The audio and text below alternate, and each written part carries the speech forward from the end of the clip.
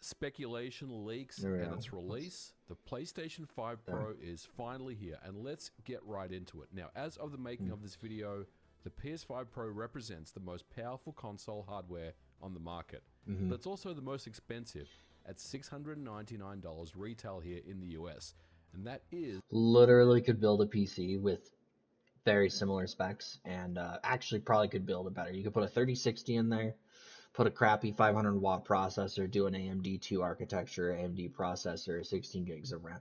Literally the same thing. It's $700, and it's better. Like it could do native 4K where PlayStation can't.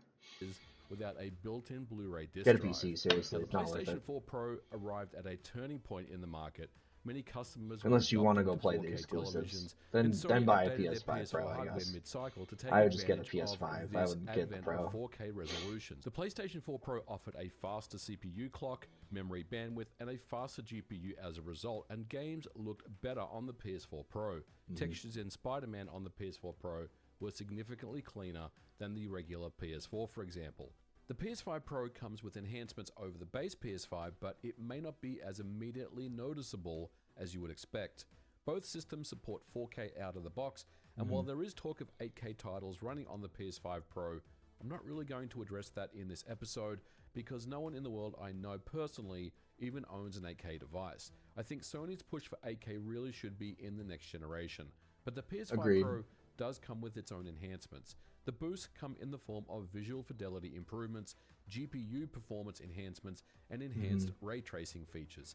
AI-assisted game upscaling technology called PSSR hopes to do for PlayStation what DLSS is doing for NVIDIA GPUs. Right. And the initial batch of PlayStation 5 Pro enhanced patches have already rolled out, and the results are a bit of a mixed bag. Certainly, it's up to the developer to determine how much work is needed to enhance their PS. This is the PlayStation problem. This has been a problem with PlayStation since 4.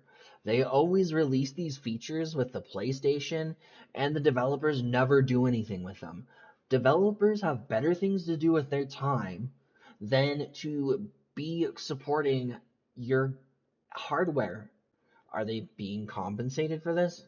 Probably not. I don't think PlayStation is going to be compensating them, going, hey, look, if you upscale your games and you do that to support you, we'll pay you. These developers don't want to do it. How many games? Tell me how many games.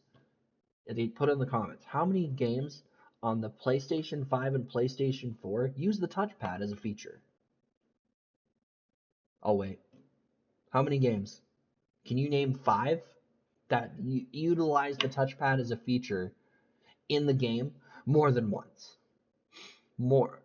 I can only name 2 games: Infamous Second Son and Astrobot's Playroom. And don't even count Astrobot.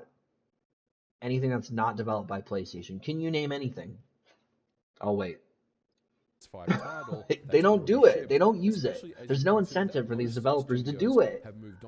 They don't want to. They don't want to waste time on something that's not paying them money. And Sony keeps doing this crap. They need to stop doing this. And simply put, that won't really offer the same performance Exactly. and visual fidelity across the board. But let's go That's ahead and something take a Sony look needs at a to few do, examples. not So the PlayStation 5 Pro not the has developers. an enhanced GPU with 67% more compute units, faster RAM, and which in turn Sony says makes the system to be around 45% more powerful than the base PS5. Unfortunately, however, this isn't the same as dropping in a new GPU into your PC. Yeah, it's really and seeing not. those immediate enhancements in terms of visuals and performance. Instead, because of how console hardware works, each game requires a PS5 Pro patch to unlock these new features. These patches will then update the game to open up more graphical presets to enable things. I'll tell you one thing. If Sony just right out the box supported their stuff, like supported their games, like, hey, Ghost of Tsushima has a pro mode. Horizon Zero Dawn has a pro mode. God of War Ragnarok, they have a pro mode. They're compatible with Pro.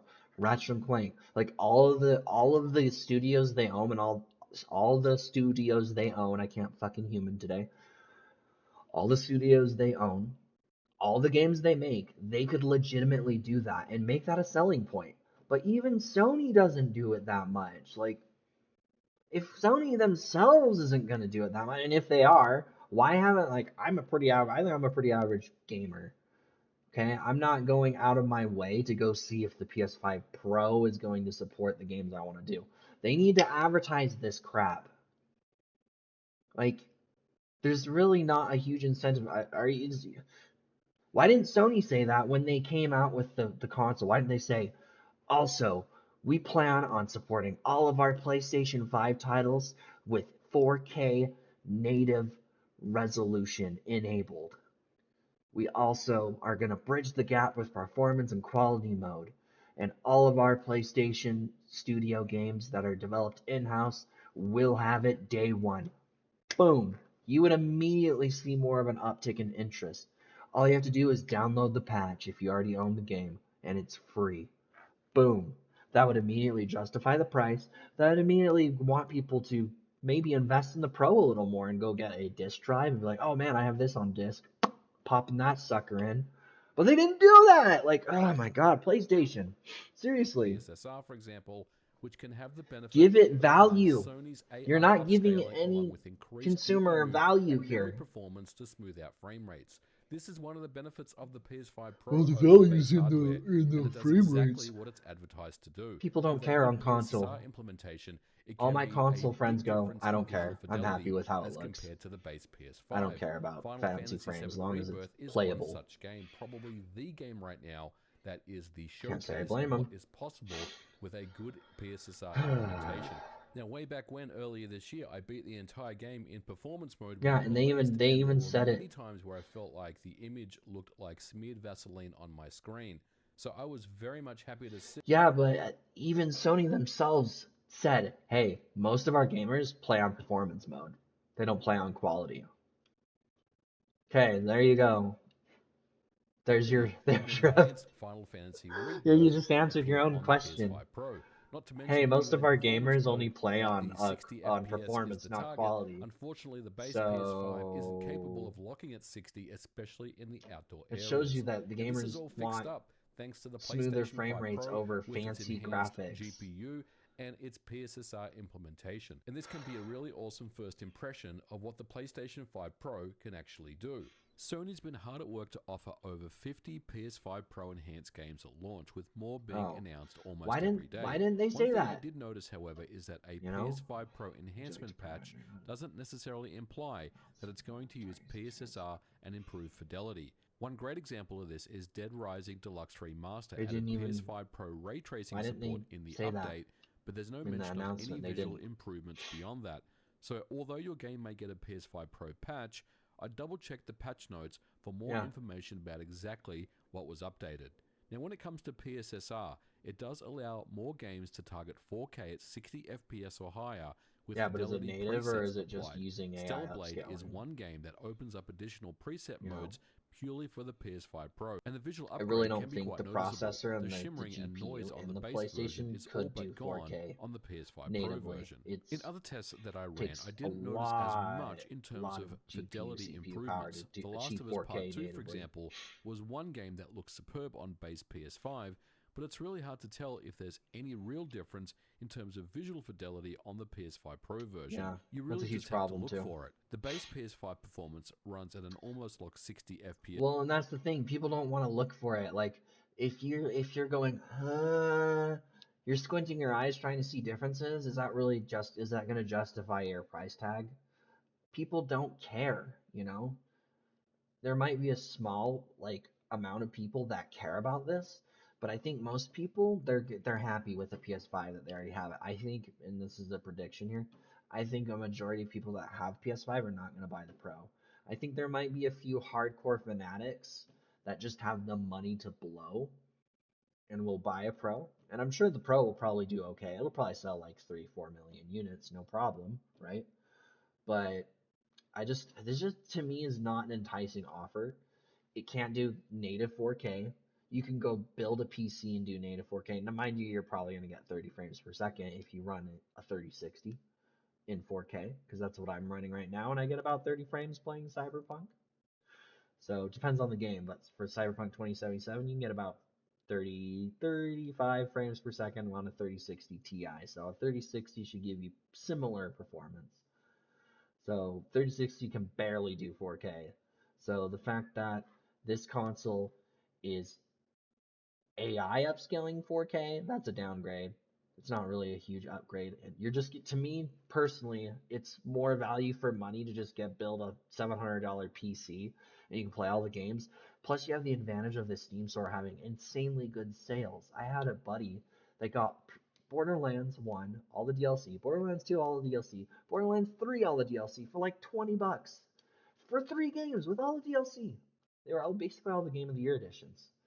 That's insane. Like that's like a $120 value pretty much, and they got it for $20. Like PC has such insanely good sales.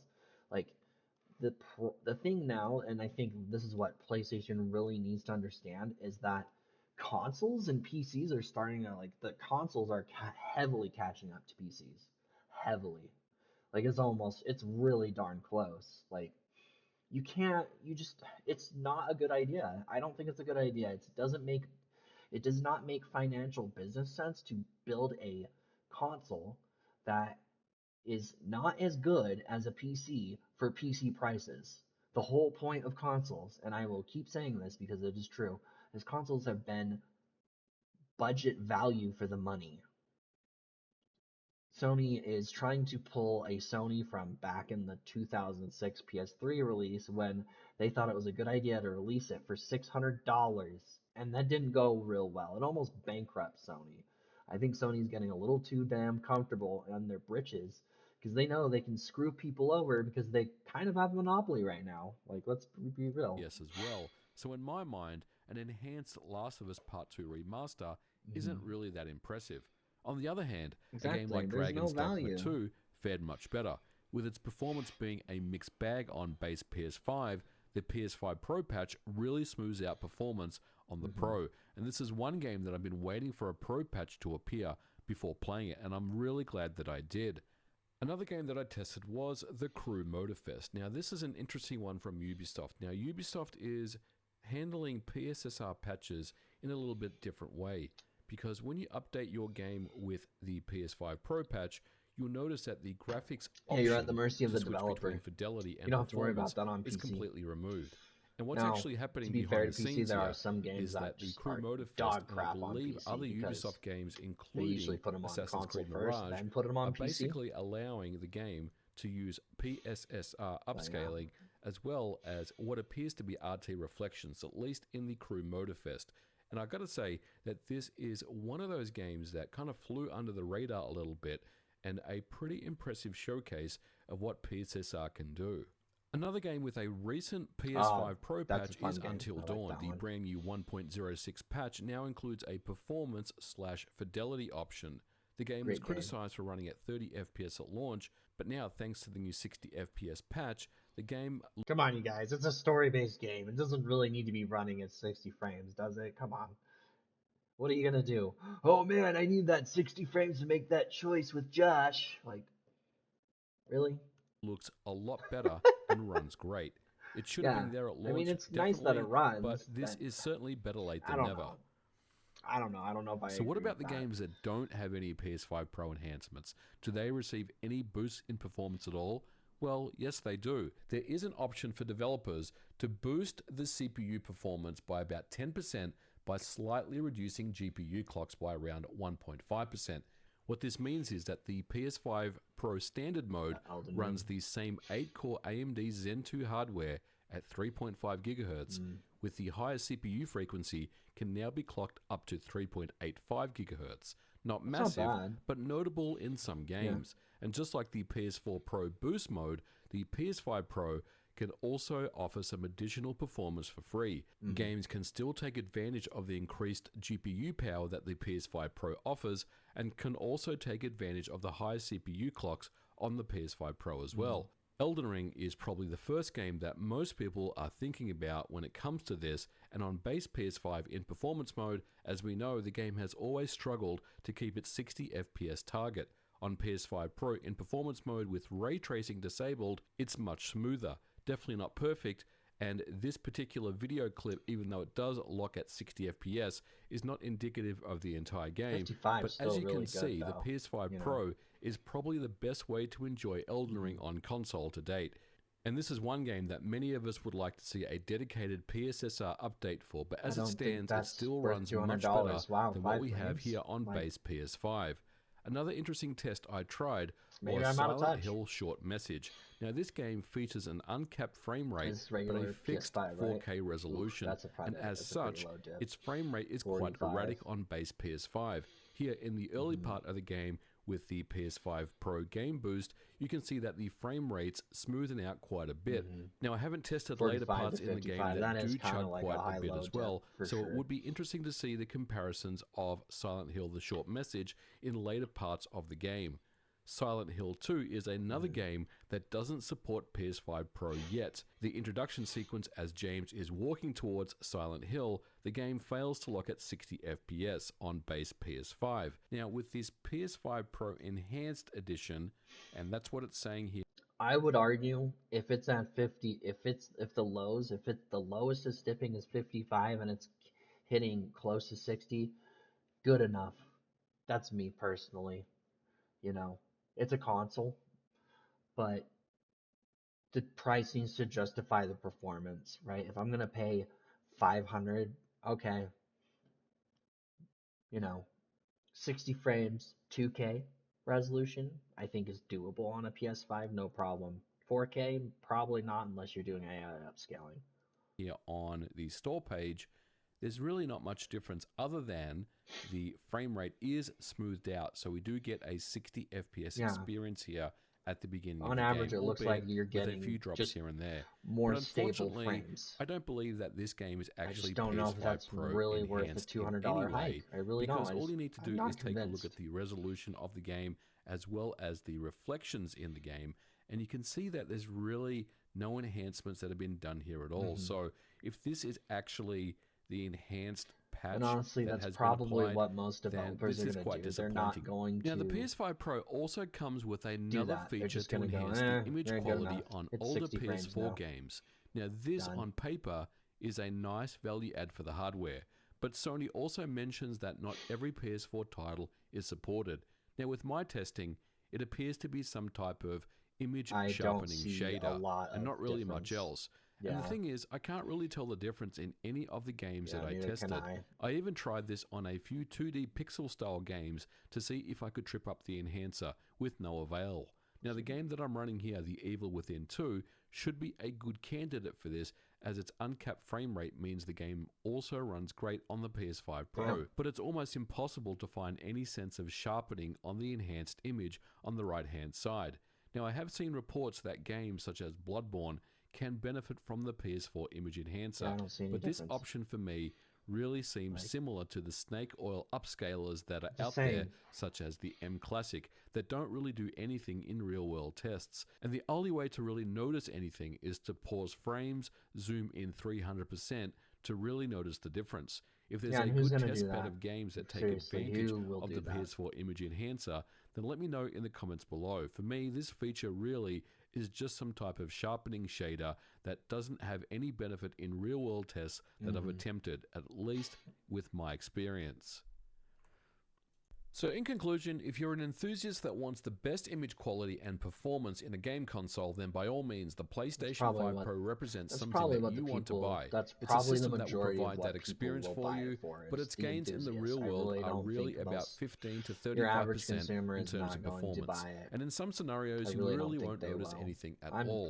For me, the biggest drawback is that there's no tangible CPU boost in terms of clock speed to differentiate it from the base PS5. Now, with the 10% or so performance boost, it's a nice feature and does offer some out-of-the-box performance gains without any PS5 Pro patches. It's simply just not enough. The disappointment is only exacerbated when we start to see PS5 Pro games that have difficulty locking at 60 FPS, even with PSSR. Now, the gains are there, sure, but my understanding and the point of the PS5 Pro was to offer customers enhanced 60 or 120 FPS visuals combined with fidelity presets. But the real difficulty I have in recommending the PS5 Pro to anyone outside of enthusiasts right now is that the hardware is geared towards games that don't exist yet. None of the Yeah. games that we've seen here and various other reviewers were ever built with the PS5 Pro in mind. In fact, many of them started out on the PlayStation 4, and with Sony's lack of first-party offerings in recent times, it does make me wonder how many actual enhanced PS5 Pro games that were developed from the beginning with the hardware in mind that we will actually see. And of course, we have to talk about the price again. This should be a professional grade product, the top of the line, the absolute Mac Daddy. Its lack of Blu-ray drive is a huge L. Sony's basically telling That's us to bad. revisit our old games to take advantage of Yeah. image enhancements, game boost, and organic performance boost on the PS5 Pro. But if you were invested like many of us by using physical media, then you'll need to spend an additional $80 for the drive itself, or re-buy these games digitally. It's really just not good enough. The drive add-on I and agree. stand It really should have isn't. come bundled with the PS5 Pro out of the box. And I Exactly, can't I stress agree. that enough. The $700 price tag is an absolute deal breaker to many of you, and I certainly understand that. It's hard to really recommend the PlayStation 5 Pro to anyone right now. The entire generation with the Xbox I'm Series telling and you, if it PS5 was just seems like the hardware $100 makers are more, bringing out hardware 650, even you'd before see the a lot games. more And people we go saw buy it. They're barely like, a oh wow, launch okay, a lineup little of more games fidelity. when the Xbox Series Extra and $100, I'll PS5 take it. launched a few years ago. Now with the PlayStation You can 5 trade your Pro, old the PS5 in and same get a new seems to one. be true, I'll where take $200, retroactively fitting these patches Go get it to into old GameStop, games that get a we've already PS5 played, Pro. and there's Or- no yeah. real killer app for the hardware right now. Many are expecting GTA 6 to be that game next year, and it could very well be, but it's more likely to be CPU bound due to its open world nature, which Yeah, means exactly. outside of some visual fidelity improvements and ray tracing features, it may not be possible. At the end of the day, Sony really needs to show up with some compelling reasons why you need a PS5 Pro, and while there's some Yeah, definitely exactly, some I good agree. games There's and just some no good reason moments to go here buy it. that do look and perform better, there's no question about that. We just really have to wait and see what I've the future never seen holds. 120 Look, in the end, frames in I'm any glad I bought my PlayStation game. PS5 Pro. I'm happy with the system, but for the majority of know. you that are thinking about getting a PlayStation 5 Pro and you're happy with your PlayStation 5, then it's really just not worth the money. If you're also someone that is new to the Agree. PlayStation ecosystem and you are thinking about getting a PS5 or a PS5 Pro for the first time, I simply can't recommend a $700 console at this time. I think your best option is just to go with the PS5 Slim and spend a lot less money and get just about the same user experience that you would regardless. But they're just my thoughts and agree. opinions on the PS5 Pro. The last thing I do want to mention is this PS5 Pro is not a sponsored review. It was not sent for me. This was a system that I bought out of my own money. And we're going to leave it here. Let me know your thoughts on the PlayStation 5 Pro. Do you have a PS5 Pro? And give me your take on it, how you're faring with the system. It's been about 4 or 5 days since the launch, and I did want to sit down with the system and really just kind of get used to it and play around. My thoughts is I agree with this YouTuber. I do think that it's just not enough value for what Sony is wanting. And I think Sony's just getting too comfortable charging ridiculous amounts of money for dog crap products. Like 90% of what's on the PS5 is just plastic. You're paying for plastic and a motherboard and some chips that you can't even mod, you know. Like I just can't recommend. I agree. I wouldn't recommend a PS5 Pro to any of my friends. I would say find a bundle. You can find bundles for the PS5, and a lot of stores do a PS5 bundle, whether it be digital or disc. And if you can get a PS5 with a game included in it for like the same price for like 550, $600, that's way more worth it than getting a Pro, where if you want a disk drive, you have to pay another $80. So basically $100, because that's probably what your taxes are gonna go up to. So that's $800. Like seriously, it's just not worth it. And you know, he showed it in the video. The gains are just not significant enough. Okay, so on the regular PS5, you're getting a low dip. The lowest dip I saw was 45-55. That is kind of meh, but it's still runnable and it still works. So most games, I think we can safely say, run at about 55 frames per second, which is it's good enough. I mean, if it's just not worth it. Like I'm not gonna go spend extra money for a 1 to 2% increase in performance. That's ridiculously stupid. But knowing the trends, I mean, did not think Sony was going to. I didn't think the PlayStation handheld was going to do as well as it did, and it did insanely well. And I thought it was the dumbest thing. I could be wrong. I've been wrong before. I can't believe it did well. I mean, you're always going to have people that just have money to blow and need to have the latest and greatest tech. So honestly, I think it's going to sell. I think it'll sell at least 4 to 5 million units, no problem. It might even sell more, honestly. But yeah, I mean, if you're new, I wouldn't recommend it. Just get a if you have a lot of digital media, just get a regular PS5 digital for 400 bucks. You might even be able to find a bundle here or there. And then if you do have a lot of disc media, just get a regular PS5 with a disc drive. It's just not worth it. There is not any compelling reason to go buy this Pro.